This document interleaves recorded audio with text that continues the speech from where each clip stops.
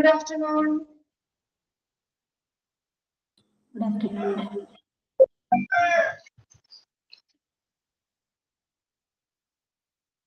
Okay, നമ്മൾ കഴിഞ്ഞ ക്ലാസ്സിൽ എവിടെ വരെ എടുത്തു നിർത്തിയത്?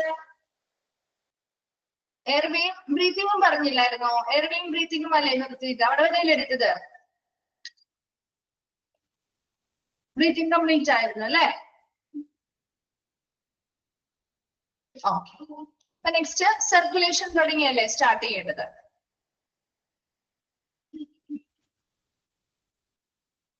ഓക്കെ,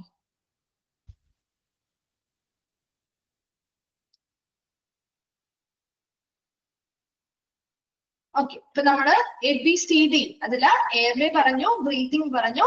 നെക്സ്റ്റ് C ആണ് സർക്കുലേഷൻ അല്ലെ. The patient should have at least 2 wide bore intravenous working cannulas in place before shifting. അപ്പൊ നമ്മുടെ ഈ ഒരു പേഷ്യന്റിന് വളരെ ക്രിട്ടിക്കലി ഇല്ലായിട്ടുള്ള ആളുകളേക്കല്ലേ നമ്മൾ കൊണ്ടുപോകുന്നതെന്ന് പറഞ്ഞത് അല്ലെ? അല്ലെ അങ്ങനെയല്ലേ പറഞ്ഞത്? നമ്മള് ഒരു ട്രാൻസ്ഫർ ചെയ്യുന്നതിന് മുൻപായിട്ട് നമ്മളിങ്ങനെ ക്രിട്ടിക്കലി ഇല്ലായിട്ടുള്ള പേഷ്യൻസിനെയൊക്കെ ആണെങ്കിൽ അവരുടെ സർക്കുലേഷനുമായി ബന്ധപ്പെട്ട കാര്യങ്ങൾ ഒന്ന് ശ്രദ്ധിക്കേണ്ടതായിട്ടുണ്ട്. അപ്പൊ അതിനുവേണ്ടി നമ്മൾ ആ ഷിഫ്റ്റ് ചെയ്യുന്നതിന് മുൻപ് തന്നെ ഒരു വലിയ രീതിയിലുള്ള കാനുല എന്ന് പറഞ്ഞാൽ എന്താണ്? കണ്ടിട്ടില്ലേ നിങ്ങൾ? കാനുലാസ് ചെറിയ ട്യൂബുകൾ, നമ്മുടെ എന്താണ് നീഡിൽസ് ഉള്ള ട്യൂബുകൾ നമ്മുടെ കൈകളിലോ അല്ലെങ്കിൽ എവിടെയാണോ മെയിൻ അവൈലബിൾ ആയിട്ടുള്ളത് അവിടെ പ്ലേസ് ചെയ്യാറുണ്ട് അല്ലെ. അപ്പൊ ഇവിടെ എപ്പോഴും ഒരു പേഷ്യന്റിന് വളരെ വലിയ രീതിയിലുള്ള 2 ബ്രോ ഇൻട്രാവീനസ് നമ്മുടെ സിരകളിലൂടെ അല്ലെങ്കിൽ നമ്മുടെ വെയിൻസിലൂടെ 2 വർക്കിംഗ് കാനുലാസ്, വലിയ 2 വർക്കിംഗ് കാനുലാസ് എപ്പോഴും പ്ലേസ് ചെയ്ത ഹോസ്പിറ്റലിൽ നിന്ന് തന്നെ അത് സ്ഥാപിച്ചിട്ട് വേണം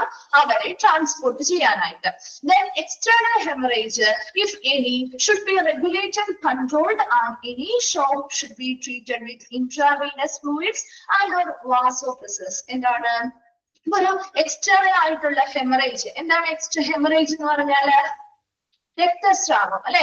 ബാഹ്യ രീതിയിൽ ഒരു എക്സ്റ്റേണൽ ആയിട്ടുള്ള ഒരു ബാഹ്യ രീതിയിലുള്ള ഒരു രക്തസ്രാവമോ കാര്യങ്ങളോ ഒക്കെ വന്നു കഴിഞ്ഞാൽ if any should be regulated, controlled, and any shock should be treated with intravenous fluids and or vasopressor. അപ്പൊ അങ്ങനെ ഒരു ഹെമറേജ് അല്ലെങ്കിൽ രക്തസ്രാവം ഒക്കെ ഇവരെ ഷിഫ്റ്റ് ചെയ്ത് കൊണ്ടുപോകുന്ന, ട്രാൻസ്പോർട്ട് ചെയ്ത് കൊണ്ടുപോകുന്ന സമയത്ത് ഉണ്ടാവുകയാണെങ്കിൽ നമുക്ക് അവിടെ അവർക്ക് അതിനുള്ള ഒരു ട്രീറ്റ്മെന്റ് കൊടുക്കാൻ പറ്റുന്നത് ഇൻട്രാവീനസ് ഫ്ലൂയിഡ്സ് വഴി നമുക്ക് കൊടുക്കാം.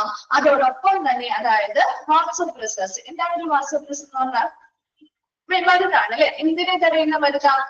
രക്തസമ്മർദ്ദത്തെ അല്ലെങ്കിൽ നമ്മുടെ ബ്ലഡ്, നമ്മുടെ ബ്ലീഡിങ്ങിനെയൊക്കെ കൺട്രോൾ ചെയ്യാൻ വേണ്ടി ഉപയോഗിക്കുന്ന ഒരു മെഡിസിൻ ആണ് വാസോപ്രസർ എന്ന് പറയുന്നത്. അപ്പൊ ആ ഒരു മെഡിസിൻ നമ്മുടെ രക്തസമ്മർദ്ദത്തെ കൺട്രോൾ ചെയ്യുന്നു.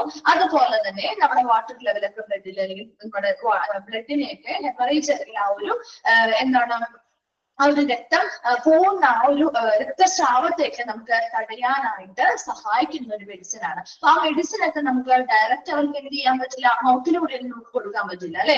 മറിച്ച് എങ്ങനെയാ? ഇങ്ങനെയുള്ള ഇൻട്രാവീനിയസ് ഫ്ലൂയിഡിലൂടെ ഈ കാനുലയുടെ സഹായത്തോടു കൂടിയായിരിക്കും നമുക്ക് ചെയ്യാൻ പറ്റുന്നത്. അപ്പൊ അങ്ങനെ ഒരു സിറ്റുവേഷൻ ഒക്കെ ഫേസ് ചെയ്യേണ്ടി വന്നാൽ ആ സമയത്ത് ആവശ്യമായിട്ടുള്ള സർക്കുലേഷനുകൾ നടത്താൻ വേണ്ടിയിട്ട് എപ്പോഴും ഒരു ഷിഫ്റ്റിങ്ങിന് മുൻപായിട്ട് ആ ഒരു പേഷ്യന്റിന് 2 ഇൻട്രാവീനിയസ് വർക്കിംഗ് കാനുലകൾ അവർക്ക് പ്ലേസ് ചെയ്ത് കൊടുത്തിരിക്കണം. അപ്പൊ ആ ഒരു പ്ലേസ് ചെയ്ത് കൊടുക്കുന്നത് ആ ട്രാൻസ്പോർട്ടേഷൻ സമയത്ത് വലിയ ഭാഗമായ രീതിയിലുള്ള ഹെമറേജ് അല്ലെങ്കിൽ രക്തസ്രാവങ്ങളോ കാര്യങ്ങളോ ഉണ്ടായാൽ അതിനെ നിയന്ത്രിക്കുന്നതിന് വേണ്ടിയിട്ടാണ്. ക്ലിയർ ആണോ? സർക്കുലേഷൻ മനസ്സിലായോ? വേഗം ഒന്ന് വായിച്ചു നോക്കി.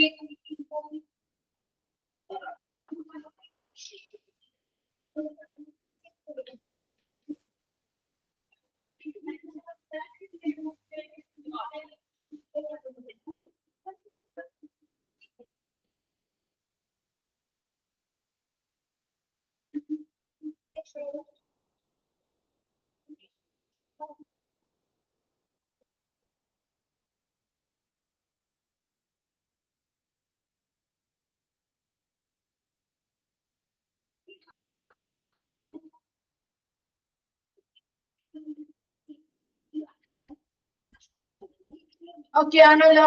ക്ലിയർ അല്ലേ? നെക്സ്റ്റ് പറയാലോ. അടുത്തതാണ് D. ഡിയുമായി ബന്ധപ്പെട്ട് എന്താ പറയുന്നത്? Disability or neurological status. Disability or neurological സ്റ്റാറ്റസിൽ നമ്മൾ കുറച്ച് കാര്യങ്ങൾ ചെക്ക് ചെയ്യുകയാണ് ചെയ്യുക. പേഷ്യൻസ് വിത്ത് ഹെഡ് ഇഞ്ചുറി ഒക്കെ ഉള്ള ഒരു പേഷ്യൻസ് ആണെങ്കിൽ അവരുടെ should have their Glasgow comma scale GCS ഒന്ന് അണ്ടർലൈൻ ചെയ്തിട്ടുണ്ടോ കേട്ടോ? അതിന്റെ എക്സ്പാൻഡ് ഫോമും ഷോർട്ട് ഫോമും ഒക്കെ നോക്കി വെക്കണേ. GCS എന്ന് പറഞ്ഞാൽ ഗ്ലാസ്ഗോ കോമ സ്കെയിൽ. അപ്പൊ ഒരു ഹെഡ് ഇഞ്ചുറി ഉള്ള പേഷ്യൻസ് നിങ്ങൾ കേട്ടിട്ടാണോ അല്ലെ? കോമ സ്റ്റേജിലായി പോവാന്ന് കേട്ടിട്ടില്ലേ? അപ്പൊ ഓർത്ത് വെക്കാൻ പറ്റുമല്ലോ അല്ലെ? അതൊന്ന് കണക്ട് ചെയ്ത് വെക്കാൻ പറ്റുമല്ലോ. Adequately monitored and recorded in document before and in the course of transfer and before the administration of any sedative or paralytic agent. അപ്പൊ ഇവിടെ നമ്മള് ആ ഒരു പേഷ്യന്റിനെ ട്രാൻസ്പോർട്ട് ചെയ്യുന്നതിന് മുൻപായിട്ട് നമ്മൾ എന്തൊക്കെ കാര്യങ്ങളാണ് മതിയായ രീതിയിൽ നിരീക്ഷിക്കുന്നത്? ഈ GCS നിരീക്ഷിക്കും. അതായത് അവരുടെ ആ ഒരു വ്യക്തി ബോധനിലയെ നമ്മളിവിടെ അളക്കുകയാണ് ചെയ്യുന്നത്. എത്രത്തോളം അവർ കോൺഷ്യസ് ആണ്, അവർ ആ ഒരു ബോധനില നമ്മൾ അളക്കുകയാണ്. അപ്പൊ അതിനൊരു ക്ലിനിക്കൽ സ്കെയിലാണ് നമ്മൾ അത് അളക്കുന്നത്. അതിന്റെ എത്ര സമയം കണ്ണിന്റെ ചലനം എങ്ങനെയാണ്, അതുപോലെ സംസാരിക്കുന്ന കാര്യങ്ങൾ എങ്ങനെയാണ്, ശരീരം ചലിപ്പിക്കുന്നത് എങ്ങനെയാണ്, അങ്ങനെയുള്ള കുറെ കാര്യങ്ങളാണ് നമ്മൾ ഈ ഒരു ക്ലിനിക്കൽ സ്കെയിലിൽ നമ്മൾ അളക്കുന്നത്. അപ്പൊ അതിലൂടെ നമുക്ക് ആ ഒരു വ്യക്തിയുടെ ബോധനിലയാണ് നമുക്ക് മനസ്സിലാവും. കോൺഷ്യസ്നെസ്, ആ ഒരു ബോധനില മനസ്സിലാകുന്നതിന് വേണ്ടി കൃത്യമായിട്ട് ഇക്കാര്യങ്ങള് ഇടവിട്ട് നമ്മൾ നിരീക്ഷിച്ചുകൊണ്ടിരിക്കണം. അതുപോലെ തന്നെ ആ പേഷ്യന്റിന്റെ റെക്കോർഡുകളില് കൃത്യമായിട്ട് ആ ഡോക്യുമെന്റിൽ റെക്കോർഡ് ചെയ്ത് വെക്കുകയും വേണം. ഇന്ന സമയത്ത് നോക്കിയപ്പോ ഇങ്ങനെയൊക്കെയാണ് കാണിച്ചത്, അത് കൃത്യമായിട്ട് അവിടെ എഴുതി വെക്കണം. അപ്പോഴല്ലേ അടുത്ത പ്രാവശ്യത്തെയും തമ്മിൽ നമുക്ക് കമ്പയർ ചെയ്ത് മാറ്റങ്ങളോടോ നമുക്ക് അറിയാൻ പറ്റുള്ളൂ അല്ലെ? അപ്പൊ അതിനു വേണ്ടിയിട്ട് അത് കൃത്യമായിട്ട് റെക്കോർഡ് ചെയ്ത് വെക്കണം.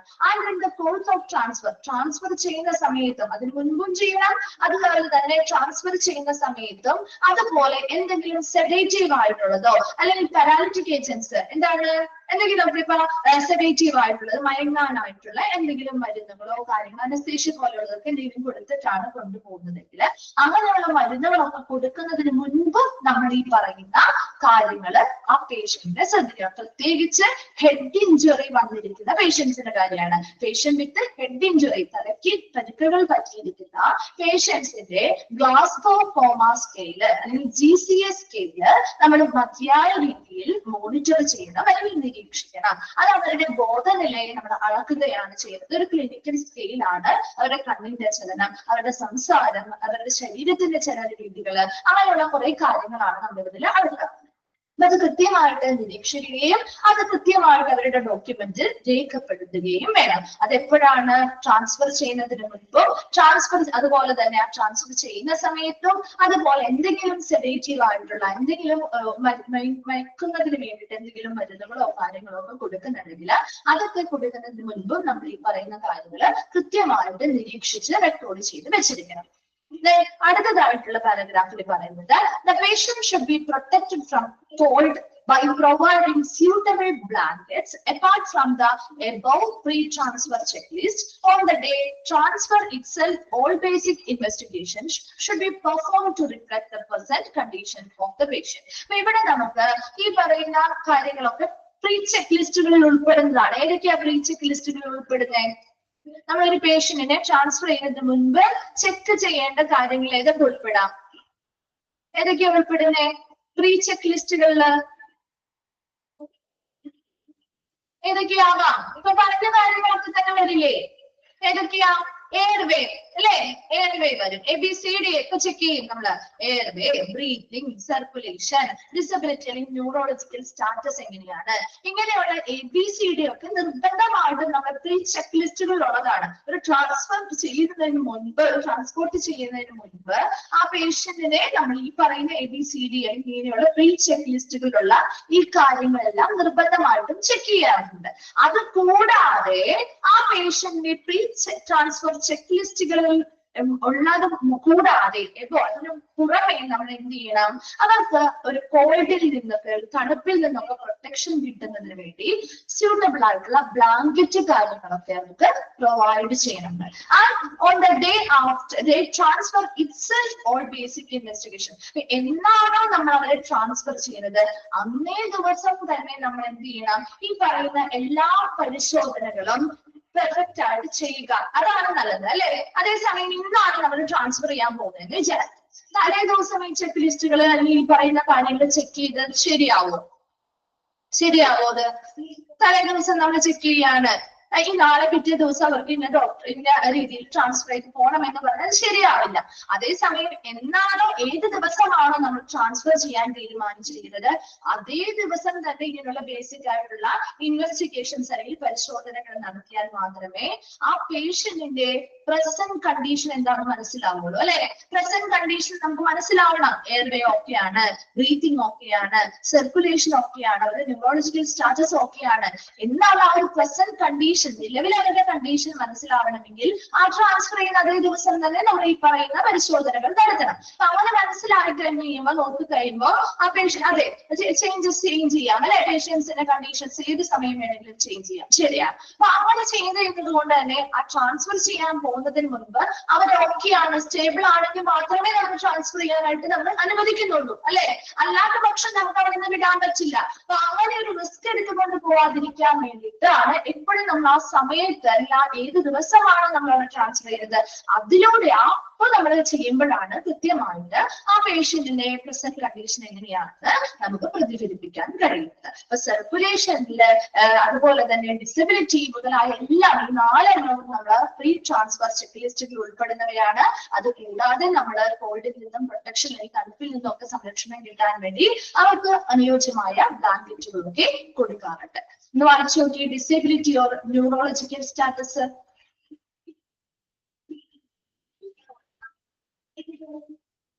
ആ ഗ്ലാസ്ഗോ കോമ സ്കെയിൽ എന്ന് പറയുന്നതൊന്ന് അണ്ടർലൈൻ ചെയ്യണം കേട്ടോ.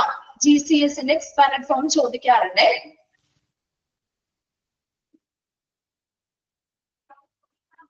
അതുപോലെ എൻഡോട്രക്കിയൽ ട്യൂബിലെ ETT അതിന്റെയും എക്സ്പാൻഡഡ് ഫോം ചോദിക്കാറുണ്ട് കേട്ടോ. അത് രണ്ടും നോട്ട് ചെയ്ത് വെക്കണം കേട്ടോ.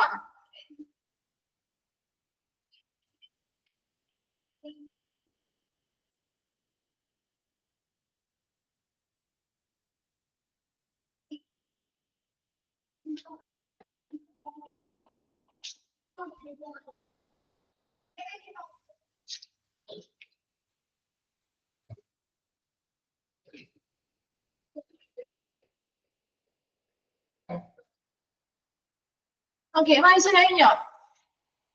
ക്ലിയർ ആണോ?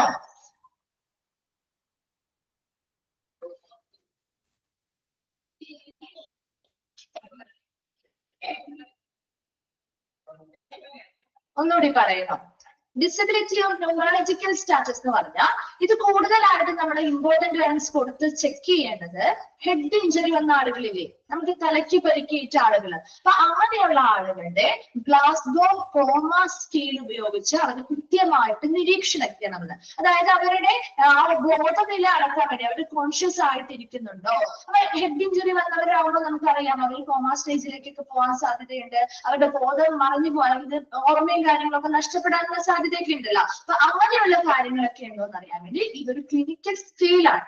ഈ സ്കെയിലില് അവരുടെ കണ്ണിന്റെ ചലനം, അവരുടെ സംസാരം, അവരുടെ ശരീരചലനം, അങ്ങനെയുള്ള കുറെ കാര്യങ്ങൾ നമ്മൾ നിരീക്ഷിക്കും. അത് മതിയായ അളവിൽ നമ്മൾ നിരീക്ഷിച്ച് കൃത്യമായിട്ട് അത് ആ ട്രാൻസ്ഫർ ചെയ്യുന്നതിന് മുൻപ് നമ്മൾ നിരീക്ഷിക്കും. അത് കൃത്യമായിട്ട് റെക്കോർഡ് ചെയ്ത് ഡോക്യുമെന്റിൽ അവരുടെ പേഷ്യന്റ് റെക്കോർഡുകളിൽ കൃത്യമായിട്ട് ഡോക്യുമെന്റ് ചെയ്ത് വെക്കും. അതോടൊപ്പം തന്നെ ട്രാൻസ്ഫർ ചെയ്യുന്ന സമയത്ത് നമ്മൾ ഇതൊക്കെ ചെക്ക് ചെയ്യേണ്ടതായിട്ടുണ്ട്. ഇനി എന്തെങ്കിലും സെഡേറ്റീവ് ആയിട്ടുള്ള മരുന്നുകൾ നമ്മൾ കൊടുക്കുകയാണ്, ഒന്ന് മയങ്ങാൻ വേണ്ടിയിട്ടുള്ള എന്തെങ്കിലും മരുന്നുകളൊക്കെ കൊടുക്കുകയാണെങ്കിൽ അതിനു മുൻപും ഈ പറയുന്ന കാര്യങ്ങൾ നമ്മൾ അവരുടെ പരിശോധിച്ച് നിരീക്ഷിച്ച് രേഖപ്പെടുത്തി വെക്കണം. അതുപോലെ തന്നെ ഇതെല്ലാം പ്രീ ട്രാൻസ്ഫർ ചെക്ക് ലിസ്റ്റുകൾ ഉൾപ്പെടുന്നവയാണ്. എയർവേ ആണെങ്കിലും ബ്രീത്തിങ് ആണെങ്കിലും സർക്കുലേഷൻ ആണെങ്കിലും ന്യൂറോളജിക്കൽ സ്റ്റാറ്റസ് ആണെങ്കിലും അപ്പൊ ഇതെല്ലാം ഉൾപ്പെടണം. ഉറപ്പായിട്ട് നമ്മൾ ചെയ്യേണ്ട കാര്യങ്ങളാണ്. അതുകൂടാതെ നമ്മൾ എന്ത് ചെയ്യണം, അവർക്ക് കോൾഡിൽ നിന്ന് തണുപ്പിൽ നിന്നൊക്കെ സംരക്ഷിക്കാൻ ആവശ്യമായിട്ടുള്ള ബ്ലാങ്കറ്റുകൾ, അനുയോജ്യമായ ബ്ലാങ്കറ്റുകൾ കൊടുക്കുക. ഈ പറയുന്ന പരിശോധനകളെല്ലാം എന്നാണോ നമ്മൾ ട്രാൻസ്ഫർ ചെയ്യുന്നത് ആ പേഷ്യന്റിനെ അതേ ദിവസം തന്നെ ചെയ്താൽ മാത്രമേ ആ പേഷ്യന്റിന്റെ പ്രസന്റ് കണ്ടീഷനെ കുറിച്ചുള്ള ഒരു വിവരം നമുക്ക് കിട്ടുകയുള്ളൂ. ക്ലിയർ ആണോ? മനസ്സിലായോ? ഓക്കെ. അടുത്തതാണ് മോഡ് ഓഫ് ട്രാൻസ്ഫർ. എങ്ങനെയായിരിക്കണം നമുക്ക് പേഷ്യന്റിന് ട്രാൻസ്ഫറിന്റെ മോഡ് ഓഫ് ട്രാൻസ്ഫർ രീതികൾ. Now, two most commonly employed method of transfer of patient are ground transport by including ambulances and mobile intensive care units. MICU എന്നാണ് കേട്ടോ. ഇവിടെ വൈ തന്നെയാണോ കിടക്കുന്നത്? യു ആണോ? കറക്റ്റ് ആയിട്ടാണോ കിടക്കുന്നത്? Mobile intensive care unit U ആണേ. അതിന്റെ ഷോർട്ട് ഫോം ആണ് കേട്ടോ അത് എഴുതിയിരിക്കുന്നത്. മൊബൈൽ ഇന്റൻസീവ് കെയർ യൂണിറ്റിന്റെ ഷോർട്ട് ഫോം ആണ് കേട്ടോ MICU. ഒന്ന് തിരുത്തിയേക്കണേ. നിങ്ങൾ പഠിക്കുമ്പോഴും അതുപോലെ തന്നെ പഠിച്ചു പോകും കേട്ടോ. ഒന്ന് തിരുത്തി വെച്ചേക്കണം കേട്ടോ. മൊബൈൽ ഇന്റൻസീവ് കെയർ യൂണിറ്റ് അല്ലെങ്കിൽ MICU എന്ന് പറഞ്ഞാല് എന്താണ്? അതൊക്കെ നമുക്ക് ഡീറ്റെയിൽ ആയിട്ട് പറയുന്നുണ്ട് കേട്ടോ. അപ്പൊ ഇവിടെ air transport including helicopter or aeroplane ambulance. അപ്പൊ പ്രധാനപ്പെട്ട അല്ലെങ്കിൽ ഏറ്റവും സാധാരണയായിട്ട് നമ്മൾ ഉപയോഗിക്കുന്ന രണ്ട് തരത്തില് പേഷ്യൻസിനെ ട്രാൻസ്ഫർ ചെയ്യാൻ വേണ്ടി നമ്മൾ സാധാരണയായി ഉപയോഗിക്കുന്ന രണ്ട് കോമൺ മെത്തേഡുകളാണ് ഗ്രൗണ്ട് ട്രാൻസ്പോർട്ടും എയർ ട്രാൻസ്പോർട്ടും. ഗ്രൗണ്ട് ട്രാൻസ്പോർട്ടിൽ ഏതൊക്കെ ഉൾപ്പെടാം? ആംബുലൻസ് സർവീസ് ഒക്കെ പഠിച്ചല്ലോ. പഠിച്ചോ? ചാപ്റ്റർ പഠിച്ചു കഴിഞ്ഞതല്ലേ? ഓക്കെ. അപ്പൊ അവിടെ നമ്മൾ ഡീറ്റെയിൽ ആയിട്ട് അതിനെ കുറിച്ചൊക്കെ പഠിക്കുന്നുണ്ട്. അപ്പൊ ഇവിടെ ആംബുലൻസുകളോ അതുപോലെ മൊബൈൽ ഇന്റൻസീവ് കെയർ യൂണിറ്റ്.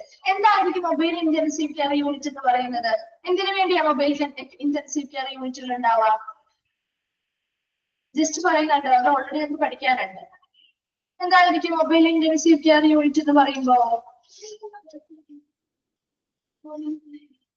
എന്തിനു വേണ്ടിയാണ് മൊബൈൽ ഇന്റൻസീവ് കെയർ? മൊബൈൽ എന്നുള്ള മീനിങ്ങിന് എന്തെങ്കിലും അർത്ഥമുണ്ടോ? മൂവിങ് എന്നുള്ളൊരു മീനിങ് ഉണ്ട് അല്ലെ? മൂവബിൾ ആയിട്ടുള്ള അല്ലെങ്കിൽ മൂവ് ചെയ്ത് പോകാൻ പറ്റുന്ന എന്നുള്ളൊരു മീനിങ് കൂടി ഇല്ലേ അതിന്? അപ്പൊ മൊബൈൽ ഇന്റൻസീവ് കെയർ യൂണിറ്റ് എന്ന് പറയുമ്പോൾ ഇപ്പൊ നമ്മളൊരു റൂറൽ ഏരിയയിലൊക്കെ ഉള്ള ഏരിയ എന്ന് പറയാം. അപ്പൊ അവിടേക്ക് നമുക്ക് പെട്ടെന്ന് ചിലപ്പോ ഒരു ഇമ്മീഡിയറ്റ് കെയർ വേണം, ഒരു ICU കെയർ ഒക്കെ വേണമെങ്കിൽ, ചിലപ്പോ അവിടേക്ക് ഒരു ഹോസ്പിറ്റൽ വരെ എത്താനൊക്കെ ഒരു ബുദ്ധിമുട്ടൊക്കെ ഉണ്ടെങ്കിൽ നമുക്ക് എന്ത് ചെയ്യാം? ഈ പറയുന്ന മൊബൈൽ ഇന്റൻസീവ് കെയർ യൂണിറ്റുകളുടെ സഹായത്തോടു കൂടി അവർക്ക് ആവശ്യമായ ട്രീറ്റ്മെന്റുകൾ കൊടുക്കാൻ പറ്റും. മനസ്സിലായോ? ക്ലിയർ ആണോ? അപ്പൊ നമുക്ക് പെട്ടെന്നൊക്കെ ഒരു അത്യാവശ്യം വരുന്നു, നമുക്ക് ഹോസ്പിറ്റലിലേക്ക് എത്താനുള്ള ഒരു സമയമോ അല്ലെങ്കിൽ അതെന്തെങ്കിലുമൊക്കെ ബുദ്ധിമുട്ടുകളോ കാര്യങ്ങളോ ആ ഏരിയയിൽ ഫേസ് ചെയ്യേണ്ടി വന്നാല് നമുക്ക് ഈ പറയുന്ന മൊബൈൽ ഇന്റൻസീവ് കെയർ ഇതൊരു വാഹനമാണ്. ആ ഒരു വാഹനത്തിൽ നമ്മുടെ ആംബുലൻസ് പോലെ ഒരു വാഹനമാണ്. ആ വാഹനത്തിൽ മതിയായിട്ടുള്ള സ്റ്റാഫുകളും എക്യുപ്മെന്റ്സും ഒരു സ്പെഷ്യലൈസ്ഡ് ആയിട്ടുള്ള ആളുകളും ഒക്കെ ഉണ്ടാവും. അപ്പൊ അവരുടെ സഹായത്തോടു കൂടി നമ്മളൊരു സാധാരണ ICUവിൽ എങ്ങനെയാണോ ട്രീറ്റ്മെന്റ് കിട്ടുക അതിനനുസരിച്ചുള്ള സർവീസുകൾ നമുക്ക് എവിടെയാണോ നമുക്ക് എന്ത് ചെയ്യാം? ആ പേഷ്യന്റിന്റെ അടുത്തേക്ക് പോയിട്ട് ചെയ്തു കൊടുക്കാം. ക്ലിയർ അല്ലേ? അപ്പൊ നമുക്കതൊരു ഗ്രൗണ്ട് ട്രാൻസ്പോർട്ടിൽ പറയാം അല്ലെ? ഗ്രൗണ്ട് ട്രാൻസ്പോർട്ടില് ഇൻക്ലൂഡഡ് ആയിട്ടുള്ളതാണ് ആംബുലൻസുകള്, അതുപോലെ മൊബൈൽ ഇന്റൻസീവ് കെയർ യൂണിറ്റുകൾ മുതലായിട്ടുള്ളവ. ഇനി എയർ ട്രാൻസ്പോർട്ട് പഠിച്ചിട്ടില്ലേ? എയർ ട്രാൻസ്പോർട്ട് ഹെലികോപ്റ്ററുകള്, എയർപ്ലെയിൻ ആംബുലൻസുകളൊക്കെയാണ് അതിന്റെ എക്സാമ്പിളുകളായിട്ട് നമുക്ക് പറയാവുന്നത്. അപ്പൊ അതിൽ ഓരോന്നും നമ്മൾ എടുത്തു പറയുന്നത് കേട്ടോ. ഗ്രൗണ്ട് ട്രാൻസ്പോർട്ടുമായി ബന്ധപ്പെട്ട കാര്യങ്ങളാണ് ആദ്യം. Different types of ambulances are used in this mode of transfer of patient. പലതരത്തിലുള്ള ആംബുലൻസുകള് നമുക്ക് ഗ്രൗണ്ട് ട്രാൻസ്പോർട്ടിന് വേണ്ടി ഉപയോഗിക്കാം അല്ലേ? ആംബുലൻസ് ബസ്സുകളുണ്ട്, അതുപോലെ പലതരത്തിലുള്ള ആംബുലൻസുകളുണ്ട് അല്ലെ? എല്ലാ ആംബുലൻസും ഒരേ ടൈപ്പുള്ള ആംബുലൻസുകൾ തന്നെയാണോ? പല ടൈപ്പ് ആംബുലൻസിലെ ഉണ്ടോ? ശ്രദ്ധിക്കാറുണ്ട്. ഇപ്പൊ നിങ്ങൾ ആംബുലൻസ് സർവീസ് എന്ന് പറഞ്ഞ ചാപ്റ്റർ പഠിച്ചു കഴിഞ്ഞപ്പോ ഒരു ആംബുലൻസ് പോകുമ്പോഴൊക്കെ ശ്രദ്ധിക്കാറുണ്ടോ? ഏത് ടൈപ്പാണ്? ടൈപ്പ് എ ആണോ, ടൈപ്പ് ബി ആണോ? അതിൽ എഴുതിയിട്ടുണ്ടാവും അല്ലെ? ടൈപ്പ് ബി ലെവൽ ആണോ, എ ലെവൽ ആണോ, ബി ലെവൽ ആണോ എന്നൊക്കെ എഴുതിയിട്ടുണ്ടാവും ആ ഒരു ആംബുലൻസിൽ. അതൊക്കെ ശ്രദ്ധിക്കാറുണ്ടോ?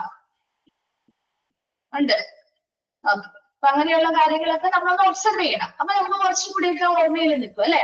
നമുക്ക് ഇവിടെ ഗ്രൗണ്ട് ട്രാൻസ്പോർട്ട് ആംബുലൻസില് പലതരത്തിലുള്ള ആംബുലൻസ് ഈ ഒരു മോഡ് ഓഫ് ട്രാൻസ്പോർട്ടിന് വേണ്ടി നമുക്ക് ഉപയോഗിക്കാം. അപ്പൊ പേഷ്യൻസിനെ ട്രാൻസ്ഫർ ചെയ്യണമെങ്കിൽ പല ടൈപ്പ് ഓഫ് ആംബുലൻസ് ഉപയോഗിക്കാം. അതിൽ നമുക്ക് എല്ലാ ആംബുലൻസിനെയും പറഞ്ഞിട്ടില്ല. ബേസിക് ലൈഫ് സപ്പോർട്ട് ആംബുലൻസിനെയും പറഞ്ഞിട്ടുണ്ട്, അഡ്വാൻസ്ഡ് ലൈഫ് സപ്പോർട്ട് ആംബുലൻസിനെയും പറഞ്ഞിട്ടുണ്ട്. അത് നമ്മൾ ഇമ്പോർട്ടന്റ് ആയതുകൊണ്ട് നമുക്ക് എടുത്തു പറഞ്ഞിരിക്കുന്നതാണ് കേട്ടോ. അപ്പൊ ബേസിക് ലൈഫ് സപ്പോർട്ട് ആംബുലൻസ് ഒക്കെ അറിയാലോ. നിങ്ങൾ ഓൾറെഡി നിങ്ങൾ ആംബുലൻസ് സർവീസ് എന്ന് പറയുന്ന ചാപ്റ്ററിൽ പഠിച്ചിട്ടുണ്ടാവില്ലേ? പഠിച്ചിട്ടുണ്ടോ?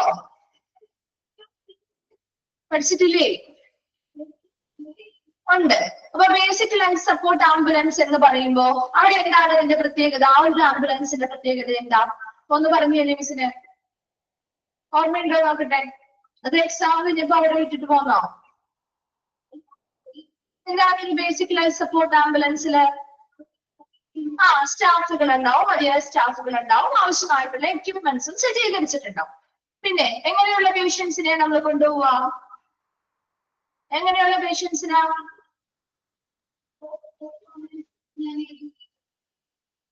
ഭയങ്കര സീരിയസ് ആയിട്ട് വളരെ ഗുരുതരാവസ്ഥയിലിരിക്കുന്ന പേഷ്യൻസിനെയാണോ കൊണ്ടുപോകുന്നത്?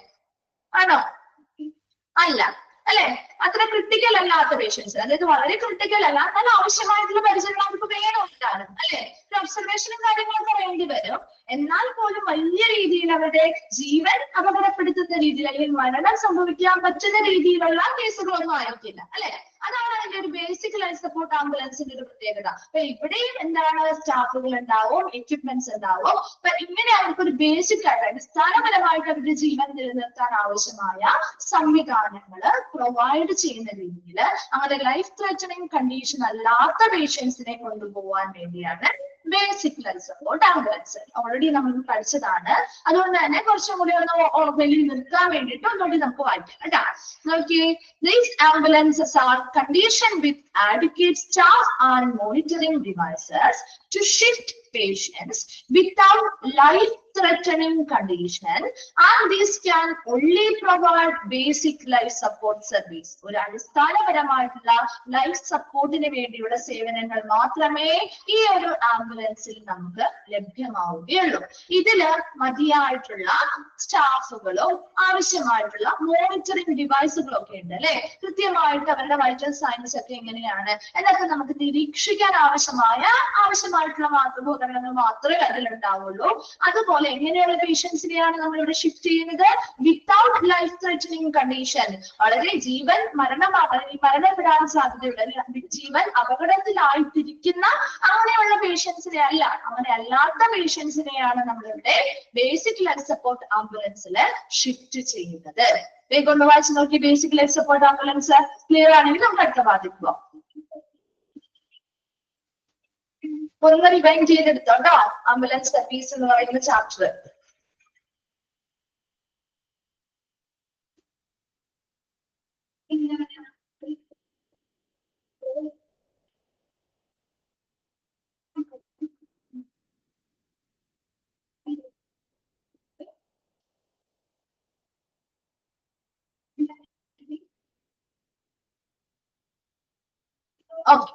അടുത്തതാണ് advanced life support ambulance. Advanced life support ambulance എങ്ങനെയുള്ള പേഷ്യൻസിനാണ്?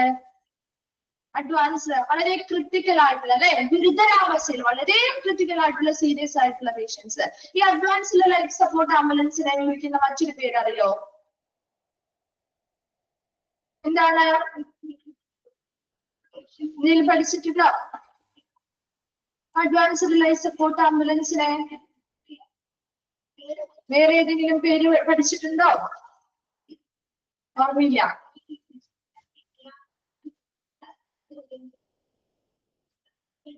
ഇത് ടൈപ്പ് ഡി ലെവലിൽ വരുന്നതാണ് അല്ലെ.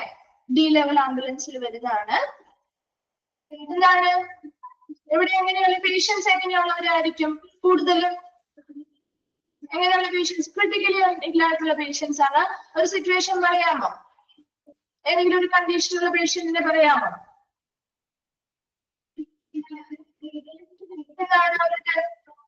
ആക്സിഡന്റ്, പിന്നെ കാർഡിയാക് അറസ്റ്റ് മുതലായിട്ടുള്ളവ വന്നിട്ടുള്ള അല്ലെ.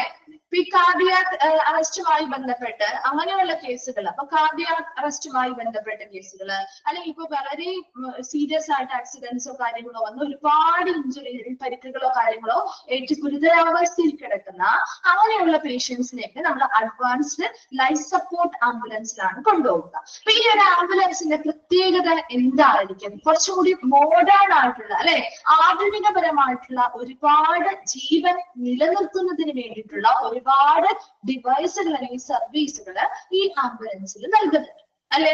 ഇവിടെ എപ്പോഴും ലൈഫ് ത്രെറ്റനിങ് ആയിട്ടുള്ള, ജീവൻ അപകടത്തിലായിട്ടുള്ള, ജീവൻ അല്ലെങ്കിൽ മരണത്തിന് മുന്നോടിയാണ് അല്ലെ, മരണത്തിനോട് അടുത്തുകൊണ്ടിരിക്കുന്ന എന്ന് പറയാം. നമുക്ക് അതിൽ ചെറിയൊരു മിസ്റ്റേക്ക് മതി അല്ലെങ്കിൽ ചെറിയൊരു ലാഗ് മതി, അവർക്ക് എന്ത് ചെയ്യാം, ചിലപ്പോൾ അവര് മരണപ്പെട്ടു പോവാൻ സാധ്യതയുള്ള പേഷ്യൻസിനെയാണ് കൂടുതൽ അഡ്വാൻസ് ലൈഫ് സപ്പോർട്ട് ആംബുലൻസിൽ കൊണ്ടുപോകുന്നത്. നോക്കി, these ambulances can provide modern life support services like endotracheal intubation. കഴിഞ്ഞ ക്ലാസ്സിൽ പറഞ്ഞില്ലേ എൻഡോട്രക്കിയൽ ഇൻറ്റുബേഷൻ എന്താണുള്ളത് പറഞ്ഞിരുന്നോ? പറഞ്ഞു. എൻഡോട്രക്കിയൽ ഇൻറ്റുബേഷൻ അറിയാലോ? ട്രക്കിയ വഴി നമ്മുടെ എയർവേ ഒക്കെ സ്മൂത്ത് ആയിട്ട് എന്താണ് എയർവേ ഒക്കെ ഓപ്പൺ ചെയ്ത് നിർത്താൻ വേണ്ടി നമ്മൾ ട്രക്കിയയിലൂടെ ഒരു ട്യൂബ് പ്ലേസ് ചെയ്യുന്നതിനെയാണ് എൻഡോട്രക്കിയൽ ഇൻറ്റുബേഷൻ എന്ന് പറയുന്നത്. അതുപോലെ കാർഡിയാക് മോണിറ്ററിംഗ് ഹൃദയ സംബന്ധമായിട്ടുള്ള അവരുടെ normal heart beat, blood pressure, അങ്ങനെയുള്ള ഒരുപാട് കാര്യങ്ങൾ കൃത്യമായിട്ട് നമ്മൾ നിരീക്ഷിക്കും. അതുപോലെ തന്നെ ഡീഫൈബ്രിലേഷൻ. എന്താണ് ഡീഫൈബ്രിലേറ്റേഴ്സ് കേട്ടിട്ടുണ്ടോ? പഠിച്ചതാണല്ലോ ഡീഫൈബ്രിലേറ്റേഴ്സ്, പഠിച്ചില്ലേ? എന്തിനാണ് ഡീഫൈബ്രിലേറ്റർ യൂസ് ചെയ്യുന്നത്? ഇതാണ് അതൊന്നും ഡിസ്പ്ലേ ചെയ്യാതെ കേൾക്കാത്ത വീടുകളാണ് ഇതൊക്കെ. കഥ വരെയുള്ള മിസ് വരുന്നുണ്ട്, അപ്പൊ മിസ് പറഞ്ഞു തരാം കേട്ടാ. ഡീഫൈബ്രിലേറ്റർ എന്തിനു വേണ്ടിയാണ്? അതിന്റെ പിക്ചറിങ്ങനെ കണ്ടിട്ടുണ്ടോ? എന്താണ് ഒരാൾ റിപ്ലൈ ചെയ്യാത്തത്? നിങ്ങൾ കേൾക്കാത്ത ടേംസ് ആണോ ഇതൊക്കെ? ആംബുലൻസിലെ പഠിച്ചിട്ടുണ്ടാവില്ലേ ഡീഫൈബ്രിലേറ്റർ? ഒരു ഇലക്ട്രിക് ഷോക്ക് കൊടുത്തുകൊണ്ട് നമ്മൾ ആ ഒരു ഹാർട്ടിന്റെ നോർമൽ ഹാർട്ട് ബീറ്റിലേക്ക് തിരിച്ചു കൊണ്ടുവരാണ് ചെയ്യുക അല്ലെ? അല്ലെ? ലോസ് ആയി പോയിട്ടുള്ള ഹാർട്ട് ബീറ്റിനെ നമ്മൾ നോർമൽ ആയിട്ടുള്ള ഹാർട്ട് ബീറ്റിലേക്ക് തിരിച്ചു കൊണ്ടുവരാൻ റെസ്ട്രിക്ട് ചെയ്ത് കൊണ്ടുവരാൻ സഹായിക്കുന്ന ഒരു ഉപകരണമാണ് ഡീഫൈബ്രിലേറ്റർ. അതുപോലെ തന്നെ administration of intravenous fluid or vasopressor. Vasopressor എന്ന് പറയുന്ന മരുന്നുകൾ അല്ലെങ്കിൽ ഇൻട്രാവീനസ് ഫ്ലൂയിഡുകളൊക്കെ അഡ്മിനിസ്ട്രേറ്റ് ചെയ്ത് എല്ലാ പേഴ്സൺസിന് ചെയ്തു കൊടുക്കുക. അങ്ങനെയുള്ള എല്ലാ തരത്തിലുമുള്ള മോഡേൺ ആയിട്ടുള്ള ആധുനികപരമായിട്ടുള്ള ലൈഫ് സപ്പോർട്ട് ചെയ്യുന്ന രീതിയിലുള്ള സർവീസുകളാണ് അഡ്വാൻസ് ലൈഫ് സപ്പോർട്ട് ആംബുലൻസിൽ ഉപയോഗിക്കുന്നത്. And these are adequately staffed and made ready for shifting patients with life threatening conditions. ജീവൻ അപകടത്തിലായിട്ടുള്ള വളരെ ഗുരുതരാവസ്ഥയിലിരിക്കുന്ന ലൈഫ് ത്രെറ്റനിങ് പേഷ്യൻസിനെ ഷിഫ്റ്റ് ചെയ്യാൻ വേണ്ടി റെഡിയാക്കിയിട്ടുള്ള ഒരു ആംബുലൻസ് ആണ് അഡ്വാൻസ്ഡ് ലൈഫ് സപ്പോർട്ട് ആംബുലൻസ് എന്ന് പറയുന്നത്. അപ്പൊ അവിടെ മതിയായിട്ടുള്ള ജീവനക്കാരും ഉപകരണങ്ങളും ഒക്കെ മോഡേൺ ആയിട്ടുള്ള ഉപകരണങ്ങളും കാര്യങ്ങളും എല്ലാം സെറ്റ് ചെയ്തിട്ടുള്ള ഒരു ആംബുലൻസ് ആണ് അഡ്വാൻസ് ലൈഫ് സപ്പോർട്ട് ആംബുലൻസ് എന്ന് പറയുന്നത്. ഇത് വേഗം ഒന്ന് വായിച്ചു നോക്കിയേ.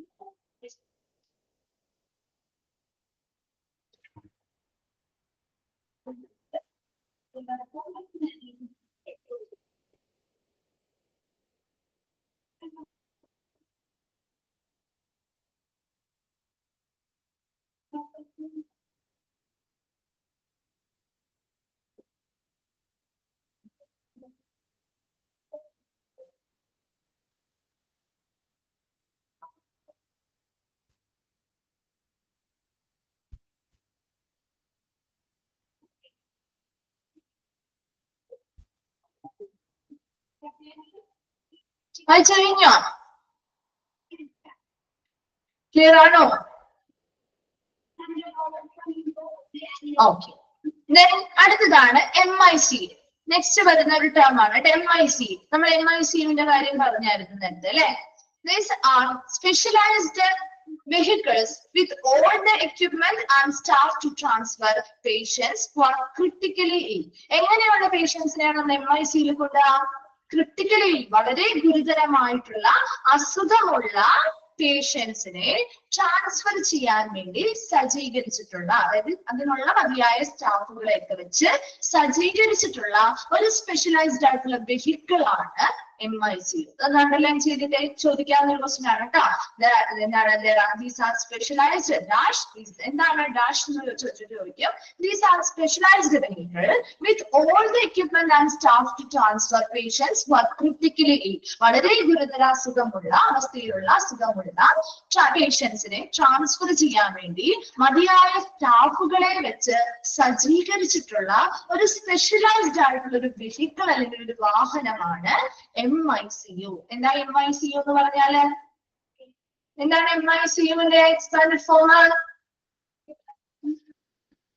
എന്താണ് MICUവിന്റെ expanded form? Mobile intensive care unit അല്ലെ, മൊബൈൽ ഇന്റൻസീവ് കെയർ യൂണിറ്റ് അങ്ങനെയും തിരിച്ചും ചോദിക്കാം കേട്ടാ. മൊബൈൽ ഇന്റൻസീവ് കെയർ യൂണിറ്റ് കേട്ടാ, അതും ചോദിക്കാമേ. And are usually used in combination with specialist retrieval teams in few developed countries. എന്താ അവിടെ നോക്കിയേ, യൂഷ്വലി ഇൻ കോമ്പിനേഷൻ. ഇപ്പൊ ചില സ്പെഷ്യൽ ആയിട്ടുള്ള ഡെവലപ്ഡ് കൺട്രീസിൽ എന്താ, സ്പെഷ്യലൈസ്ഡ് ഡെവലപ്ഡ് കൺട്രീസിലൊക്കെ സ്പെഷ്യലിസ്റ്റ് റിട്രീവൽ ടീം, അതായത് ഇവരെ വീണ്ടെടുക്കാനായിട്ട്, ഇപ്പൊ ഇങ്ങനെയുള്ള ക്രിട്ടിക്കലി ഇല്ലായിട്ടുള്ള ആളുകളായതുകൊണ്ട്, ഗുരുതരമായിട്ടുള്ള രോഗാവസ്ഥയിലുള്ള ആളുകളായതുകൊണ്ട് തന്നെ അവരെ വീണ്ടെടുക്കുന്നതിന് വേണ്ടി ചില സ്പെഷ്യലിസ്റ്റുകളെ, അല്ലെങ്കിൽ സ്പെഷ്യൽ ഫീൽഡിലുള്ള സ്പെഷ്യലിസ്റ്റ് ആയിട്ടുള്ള ഡോക്ടേഴ്സിന്റെ ഒക്കെ കോമ്പിനേഷൻ, അവരെയും കൂടി സംയോജിപ്പിച്ചുകൊണ്ടാണ് ഈ ഒരു MICU ഉപയോഗിക്കാറ്. മനസ്സിലായോ? അപ്പൊ നമ്മളൊരു ICU എങ്ങനെയാണോ അതേപോലെയുള്ള കുറെ സെറ്റിംഗ്സും കാര്യങ്ങളും തന്നെയായിരിക്കും ഈ ഒരു സ്പെഷ്യലൈസ്ഡ് ആയിട്ടുള്ള വെഹിക്കിളിലും ഉണ്ടായിരിക്കാം. അതിനനുസരിച്ചുള്ള സ്റ്റാഫുകൾ ഉണ്ടാവും, അതുപോലെ സ്പെഷ്യലിസ്റ്റുകളും ഉണ്ടായിരിക്കും. അപ്പൊ അവരുടെ സഹായത്തോടു കൂടി പല ഡെവലപ്പിംഗ് കൺട്രീസിലും ഈ MICUല് അതിൻ്റെതായ ഒത്തിരി സ്പെഷ്യലിസ്റ്റുകളുടെയും കാര്യങ്ങളുടെയും സഹായം ആവശ്യമായിട്ട് വരുന്നുണ്ട്. അപ്പൊ അവരെ കൂടി ഇതിൽ യോജിപ്പിച്ചുകൊണ്ട് സംയോജിപ്പിച്ചുകൊണ്ടാണ് നമ്മളിത് ഉപയോഗിക്കുന്നത്. അപ്പൊ MICU അതുപോലെ ഗ്രൗണ്ട് ട്രാൻസ്പോർട്ടിൽ വരുന്നതാണ്.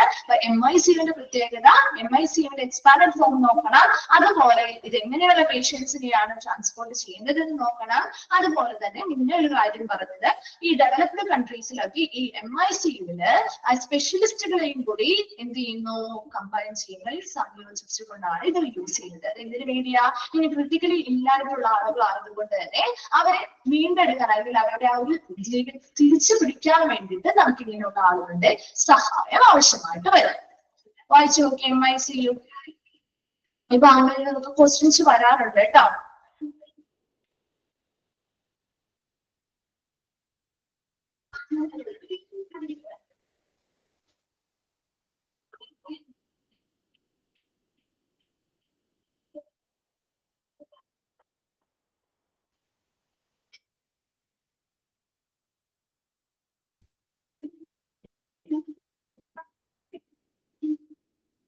ഓക്കെ ആണോ? ഓക്കെ, ഞാൻ അടുത്തത് എയർ ട്രാൻസ്പോർട്ട്. എയർ ട്രാൻസ്പോർട്ടിൽ ഏതൊക്കെ വരാം, ഹെലികോപ്റ്റേഴ്സ് അല്ലെങ്കിൽ എയർ ആംബുലൻസുകളൊക്കെ അതിന് എക്സാമ്പിൾ ആയിട്ട് പറയാം അല്ലെ നമുക്ക്. The use of air transport has been increasing in developing countries because of the advantage of swift transport by including specialized medical care. അപ്പൊ പ്രത്യേകമായിട്ട് ഒരു സ്പെഷ്യലൈസ്ഡ് മെഡിക്കൽ കെയർ ഒക്കെ കിട്ടാൻ വേണ്ടിയിട്ട് നമുക്ക് ആളുകളെ പെട്ടെന്ന് ട്രാൻസ്പോർട്ട് ചെയ്ത് കൊണ്ടുപോകാൻ പറ്റും അല്ലെ. ഒരു എയർ ട്രാൻസ്പോർട്ടിലാകുമ്പോ നമ്മുടെ റോഡിലൂടെ പോകുന്ന അത്രയും സമയമൊക്കെ വേണം, ഒരു എയർ ട്രാൻസ്പോർട്ടിലാകുമ്പോ വേണ്ട. വളരെ പെട്ടെന്ന് നമുക്ക് അവരെ എന്ത് ചെയ്യാൻ പറ്റും, സ്പെഷ്യലൈസ്ഡ് മെഡിക്കൽ കെയർ കിട്ടുന്ന ഇടങ്ങളിലേക്ക് എത്തിക്കാൻ പറ്റും. അപ്പൊ അതാണ് ഒരു ഡെവലപ്പിംഗ് കൺട്രീസിൽ ഇത് വർദ്ധിക്കാനുള്ള ഒരു കാരണം. അപ്പൊ കൂടുതലും ഇത് ഉപയോഗിക്കുന്നത് ഡെവലപ്പിംഗ് കൺട്രീസിലാണ് ഈ ഒരു മെത്തേഡ് യൂസ് ചെയ്യുന്നത്. ഇത് ഈ ഒരു എയർ ആംബുലൻസ് അവർ കൂടുതൽ ഉപയോഗിക്കാനുള്ള ഒരു കാരണം, അല്ലെങ്കിൽ എയർ ട്രാൻസ്പോർട്ട് അവർ ഉപയോഗിക്കാനുള്ള ഒരു കാരണം എന്ന് പറയുന്നത് അഡ്വാൻറ്റേജ് ഓഫ് സ്വിഫ്റ്റ് ട്രാൻസ്പോർട്ട് ആണ്. നമുക്കൊരു സ്പെഷ്യലൈസ്ഡ് മെഡിക്കൽ കെയർ കിട്ടണമെങ്കിൽ അവിടെ പെട്ടെന്ന് നമുക്ക് അവരെ ട്രാൻസ്പോർട്ട് ചെയ്യാനായിട്ടുള്ളൊരു സാധ്യതയുണ്ട്. അവർ ഉടനടി നമുക്ക് ആ ഒരു ബന്ധപ്പെട്ട കെയർ കൊടുക്കുന്ന കേന്ദ്രങ്ങളിലേക്ക് പെട്ടെന്ന് തന്നെ എത്തിക്കാനായിട്ട് സാധിക്കും. ആ ഒരു അഡ്വാൻറ്റേജ് ഉള്ളത് കൊണ്ടാണ് ഇത് കൂടുതലും ഈ ഒരു മെത്തേഡ് വർദ്ധിച്ചു വരുന്നത്. There has been an improved prognosis of patients with trauma. വലിയ രീതിയിലുള്ള ആഘാതങ്ങൾ സംഭവിച്ചത്, അതുപോലെ സിവിയർ മയോകാർഡിയൽ ഇൻഫ്രാക്ഷൻ എന്ന് പറഞ്ഞാല് ഹാർട്ട് അറ്റാക്ക് പോലെയുള്ള കാര്യങ്ങൾ വന്നവര്, സിവിയർ സ്ട്രോക്ക് വലിയ രീതിയിലുള്ള സ്ട്രോക്ക് കാര്യങ്ങൾ വന്നവര്, rapid provision of suitable medical, ഇങ്ങനെയുള്ള ആളുകൾക്ക് പെട്ടെന്ന് നമുക്ക് എന്ത് ചെയ്യണം, അനുയോജ്യമായിട്ടുള്ള ഒരു മെഡിക്കൽ കെയർ കിട്ടണം അല്ലെ. അത്ര സമയം ഒട്ടും നമുക്ക് കളയാനുണ്ടാവില്ല. അപ്പൊ അങ്ങനെയുള്ള പേഷ്യൻസിന് യൂസ് ഓഫ് എയർ ട്രാൻസ്പോർട്ട്, അങ്ങനെയുള്ള പേഷ്യൻസിനാണ് കൂടുതലും എയർ ട്രാൻസ്പോർട്ടുകൾ ഉപയോഗിക്കുന്നത്.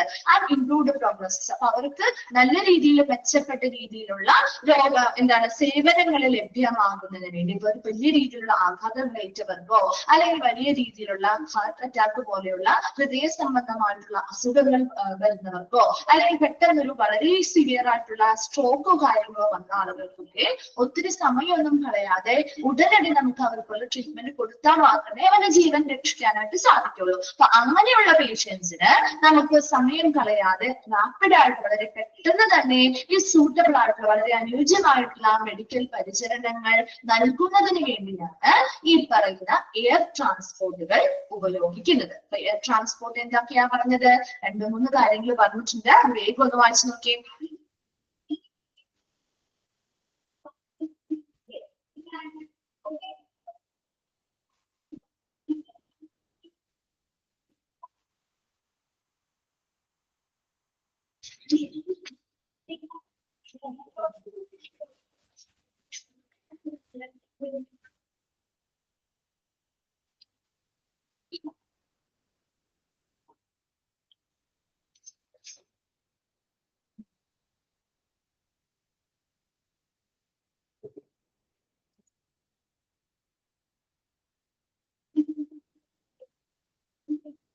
ക്ലിയർ ആണോ? ഓക്കെ.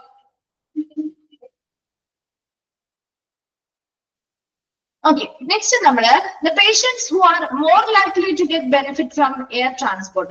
ഒരു എയർ ട്രാൻസ്പോർട്ട് വഴി ഏറ്റവും കൂടുതൽ ബെനിഫിറ്റ് കിട്ടുന്ന അല്ലെങ്കിൽ പ്രയോജനം കിട്ടുന്ന പേഷ്യൻസ് ആരൊക്കെയാണ് എന്നാണ് അടുത്തതായിട്ട് നോക്കാൻ പോകുന്നത് കേട്ടോ.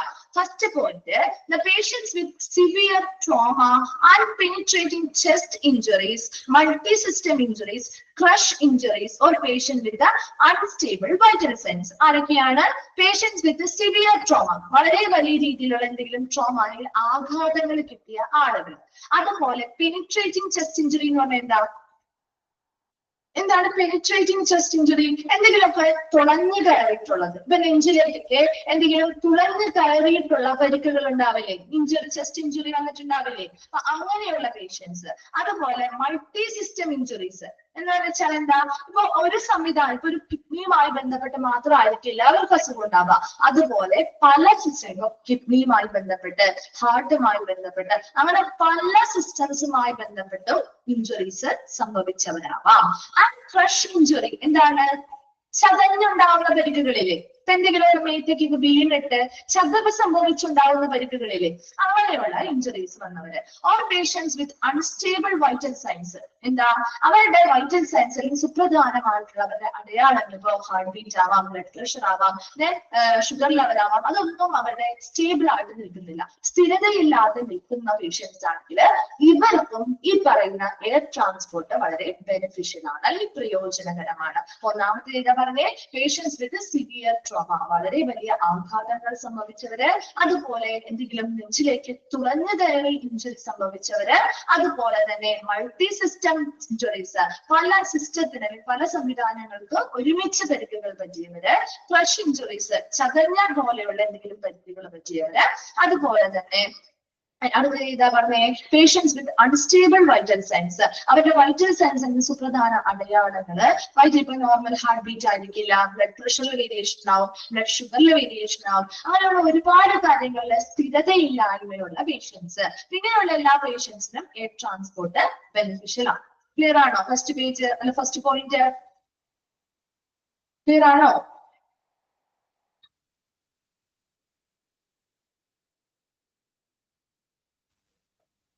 ഓക്കെ, അടുത്തതാണ് patients with acute coronary syndrome in crucial need of revascularization procedure, the cardiac tamponade with hemodynamic compromise and cardiogenic shock in need of intra-aortic balloon pump or other assist devices. ഇവിടെ രണ്ടാമത്തെ patients എന്ന് പറഞ്ഞാൽ acute coronary syndrome. എന്താണ് acute coronary syndrome എന്ന് പറഞ്ഞാൽ? Acute എന്ന് പറയുന്നത് പെട്ടെന്ന് ഉണ്ടാവുന്ന അല്ലെ, പെട്ടെന്ന് ഉണ്ടാവുന്നതാണ്. എന്താണ് ഒരു കൊറോണറി എന്ന് പറയുന്ന വേർഡ് എന്തുമായിട്ട് കണക്ട് ചെയ്യാം? എന്തുമായിട്ട് കണക്ട് ചെയ്യാം? കൊറോണറി എന്ന് പറയുന്ന വേർഡ് എന്തുമായിട്ട് നമുക്ക് കണക്ട് ചെയ്യാൻ പറ്റുന്നേ? ഹാർട്ടുമായിട്ട് അല്ലെ, ഹൃദയവുമായിട്ട് കണക്ട് ചെയ്യുന്ന വേർഡ് അല്ലേ കൊറോണറി എന്ന് പറയുന്ന വേർഡ്. അപ്പൊ ഇവിടെ അക്യൂട്ട് കൊറോണറി സിൻഡ്രോം എന്ന് പറഞ്ഞാൽ നമ്മുടെ ഹാർട്ടിലേക്കുള്ള ഒരു സഡൻ റിഡക്ഷൻ, അതായത് ബ്ലഡ് ഫ്ലോ പെട്ടെന്ന് കുറയുകയോ അല്ലെങ്കിൽ നിന്ന് ബ്ലോക്ക് ആയി പോവുകയോ ചെയ്യുന്ന ഒരു അവസ്ഥയാണ് അക്യൂട്ട് കൊറോണറി സിൻഡ്രോം എന്ന് പറയുന്നത്. ക്ലിയർ ആയോ? അപ്പൊ ആ ഒരു ഹാർട്ടിലേക്കുള്ള ബ്ലഡിന്റെ ഫ്ലോ പെട്ടെന്ന് റിഡക്ഷൻ നൽകാൻ കുറയുകയോ അല്ലെങ്കിൽ ബ്ലോക്ക് ആയി പോവുകയോ ചെയ്യുന്ന ഒരവസ്ഥയാണ് acute coronary syndrome. In crucial need of revascularisation procedure. എന്താണ് ഒരു റീവാസ്കുലറൈസേഷൻ പ്രൊസീജിയർ എന്ന് പറഞ്ഞാല്? എന്തായിരിക്കാം ഒരു റീവാസ്കുലറൈസേഷൻ പ്രൊസീജിയർ എന്ന് പറഞ്ഞാല്? ആ ഒരു ബ്ലഡ് ഫ്ലോ പുനഃസ്ഥാപിക്കണ്ടേ അല്ലെ? ആ ഒരു ബ്ലഡ് ഫ്ലോ കുറയല്ലേ ചെയ്യുന്നത്. ഇപ്പൊ ഒരു അക്യൂട്ട് കൊറോണറി സിൻഡ്രോം ഉള്ള പേഷ്യൻസിന് അവരുടെ ബ്ലഡിലേക്ക് അല്ലെങ്കിൽ അവരുടെ ഹാർട്ടിലേക്ക് ആവശ്യമായ അളവിൽ ബ്ലഡ് ഫ്ലോ നടക്കുന്നില്ല. ഒന്നുകിൽ ബ്ലഡ് ഫ്ലോ കുറയുന്നു അല്ലെങ്കിൽ ബ്ലോക്ക് ആയി പോകുന്നു. അങ്ങനെ ബ്ലോക്ക് ആയി പോയി കഴിഞ്ഞാൽ പറ്റില്ല അല്ലെ? അപ്പൊ ആ ഒരു ആവശ്യകത മാറ്റണമെങ്കിൽ അല്ലെങ്കിൽ ആ ഒരു കണ്ടീഷൻ നമുക്ക് മാറ്റണമെങ്കിൽ അവിടെ ഈ പറയുന്ന റീവാസ്കുലറൈസേഷൻ പ്രൊസീജിയർ ചെയ്യണം. എന്ന് വെച്ചാൽ എന്താ, ആ ഒരു ബ്ലഡ് ഫ്ലോ നമുക്ക് എന്ത് ചെയ്യണം, പുനഃസ്ഥാപിക്കണം. വേണ്ടേ? വേണോ? ഒരു ശരീരത്തിനാവാം അല്ലെങ്കിൽ ചിലപ്പോൾ ഒരു അവയവത്തിനാവാം. ഇവിടെ നമ്മുടെ ഹാർട്ടുമായിട്ട് ബന്ധപ്പെട്ടാണ് പറയുന്നത്. ആ ഒരു അവയവത്തിന് അല്ലെങ്കിൽ ആ ഒരു ശരീരഭാഗത്തിൽ എവിടെയാണോ ബ്ലോക്ക് ഉണ്ടായിരിക്കുന്നത് അവിടുത്തെ ആ ഒരു ബ്ലോക്ക് മാറ്റി ആ ഒരു ബ്ലഡ് ഫ്ലോ നമുക്ക് എന്ത് ചെയ്യണം, പുനഃസ്ഥാപിക്കണം അല്ലെ? ആ പുനഃസ്ഥാപിക്കുന്ന ആ ഒരു പ്രക്രിയയാണ് റീവാസ്കുലറൈസേഷൻ പ്രൊസീജിയർ എന്ന് പറയുന്നത്. മനസ്സിലായോ? ഇത് നമുക്ക് നോർമൽ ആയിട്ട് വെറുതെ ചെയ്യാൻ പറ്റോ? ഇല്ല. ചിലപ്പോൾ പലതരത്തിലുള്ള ശസ്ത്രക്രിയകളിലൂടെ ഒക്കെ ചെയ്യാം. ഇപ്പൊ ഹാർട്ടിനാണെങ്കിൽ ബ്ലോക്ക് വന്നാൽ നമ്മൾ ഏതൊക്കെ പ്രൊസീജിയർ ചെയ്യാറ്? ഹാർട്ടിന് ബ്ലോക്ക് വന്നാല് ആണെങ്കിൽ നമ്മൾ ഏത് പ്രൊസീജിയർ ചെയ്യും?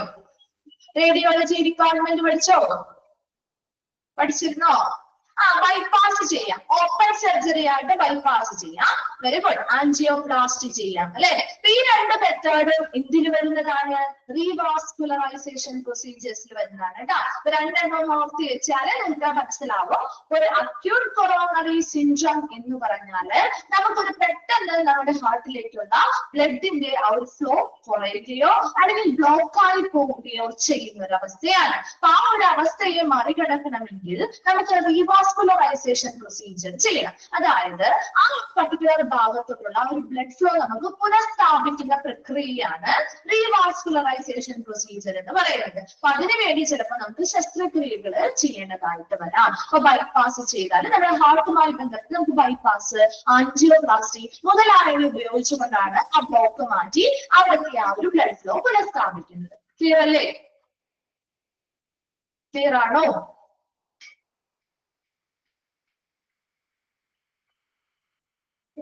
എന്താണ് ഒരു റിപ്ലൈ ചെയ്യാൻ ഭയങ്കര സ്ലോ ആണല്ലോ. മനസ്സിലാവാത്തത് കൊണ്ടാണോ ഇത്രയും സ്ട്രെങ്ത് ഉണ്ടാവാറുള്ളൂ നിങ്ങളുടെ ക്ലാസ്സില്? ഇത്ര പേര് ഉണ്ടാവാറുള്ളോ? റേഞ്ച് നോർമൽ ഇത്രയും ഉണ്ടാവാറുള്ളോ? ഉച്ച കഴിഞ്ഞാൽ ഉറപ്പൊക്കെ വരുന്നുണ്ടോ? ക്ഷീണം ഉണ്ടോ ഫുഡ് കഴിച്ചിട്ട്? അതാണോ റിപ്ലൈ ചെയ്യാനൊക്കെ ഇത്തിരി സ്ലോ ആവുന്നത്? ഓക്കെ, നമുക്ക് അടുത്തത് കാർഡിയാക് ടെംപണൈഡ് വിത്ത് ഹീമോഡൈനാമിക് കോംപ്രമൈസ് എന്ന് വെച്ചാൽ എന്താ? കാർഡിയാക് ടെംപണൈഡ്. ഇതൊക്കെ ഹൃദയവുമായി ബന്ധപ്പെട്ട പലതരത്തിലുള്ള കണ്ടീഷൻസ് ആണ് കേട്ടോ. കാർഡിയാക് ടെംപണൈഡ് എന്ന് പറഞ്ഞാൽ എന്തായിരിക്കും? എന്തായിരിക്കാം? ഹാർട്ടിന് ചുറ്റും സാക്കുകളുണ്ട് അല്ലെ? ഹാർട്ടിന് ചുറ്റും അറകളുണ്ട്. ആ അറകളില് ഫ്ലൂയിഡ് വന്ന് കളക്ട് ചെയ്യുന്ന ഒരു അവസ്ഥ. അപ്പൊ അങ്ങനെ ഫ്ലൂയിഡ് വന്ന് കളക്ട് ചെയ്യുമ്പോൾ ഹാർട്ടിന് ഒരു പ്രഷർ അനുഭവപ്പെടുന്നു, അല്ലെങ്കിൽ ഹാർട്ടിനെ കംപ്രസ് ചെയ്യുന്നു, അല്ലെങ്കിൽ കംപ്രഷൻ ഉണ്ടാവുന്നു. അതിനെ ആ ഒരു കണ്ടീഷനെയാണ് നമ്മൾ കാർഡിയാക് ടെംപണൈഡ് എന്ന് പറയുന്നത്. അപ്പൊ ഹാർട്ടിന് ചുറ്റുമുള്ള സാക്കുകളില് ഫ്ലൂയിഡ് വന്ന് ഫില്ല് ചെയ്യുമ്പോൾ ഹാർട്ടിനെ എന്ത് ചെയ്യുന്നു? കംപ്രസ് ചെയ്യുന്ന അല്ലെങ്കിൽ കംപ്രഷൻ ഉണ്ടാവുന്ന ആ ഒരു അവസ്ഥ, കംപ്രഷൻ ഓഫ് ദി ഹാർട്ട്. എന്തുകൊണ്ടാണ് അവിടെ കംപ്രഷൻ ഉണ്ടാവുന്നത്? അതിന് കാരണം എന്തായാലും ഒരു പ്രഷർ അനുഭവപ്പെടുന്നത് എന്തുകൊണ്ടാണ്? അതിന് ചുറ്റുമുള്ള അറകളില് ഫ്ലൂയിഡ് വന്ന് ഫില്ല് ആവുന്നത് കൊണ്ടാണ്. ആ ഒരു കണ്ടീഷനെയാണ് കാർഡിയാക് ടെംപണൈഡ് എന്ന് പറയുന്നത്. വിത്ത് ഹീമോഡൈനാമിക് കോംപ്രമൈസ് എന്ന് വെച്ചാൽ എന്തായിരിക്കും ഹീമോഡൈനാമിക് കോംപ്രമൈസ്?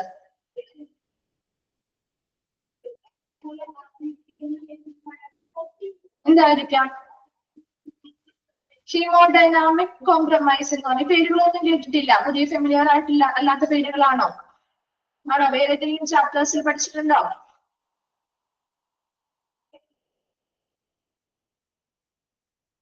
ഇല്ല.